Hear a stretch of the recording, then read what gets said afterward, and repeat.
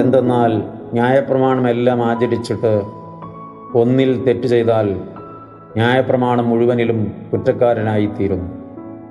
യാക്കോബിൻ്റെ ലേഖനം 2-ാം അധ്യായം 10-ാമത്തെ തിരുവചനം.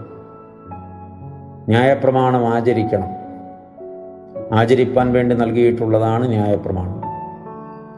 ഈ ന്യായപ്രമാണം ആചരിക്കുന്ന മനുഷ്യൻ 10 കൽപ്പനകളിൽ 9 ആചരിച്ചു ഒന്നിൽ തെറ്റ് ചെയ്താൽ അവൻ ന്യായപ്രമാണം മുഴുവനും ലംഘിച്ചിരിക്കുന്നു, എല്ലാ ന്യായപ്രമാണവും സംബന്ധിച്ച് കുറ്റക്കാരനായി തീർന്നിരിക്കുന്നു എന്നാണ് വ്യാഖ്യാനിക്കപ്പെടുന്നത്. ആർക്ക് നീതിമാനായിരിക്കാൻ കഴിയും എന്നൊരു ചോദ്യവും ഇവിടെ ഉരുത്തിരിയുന്നുണ്ട്. നമ്മൾ അടി മുതൽ മുടി വരെ വിശുദ്ധരായി തീരണം. ജീവിതത്തിൻ്റെ കുറേ ഭാഗം നന്നാക്കി കുറച്ച് ഭാഗം കളങ്കം വെച്ചുകൊണ്ടിരുന്നാൽ ദൈവസന്നിധിയിൽ നാം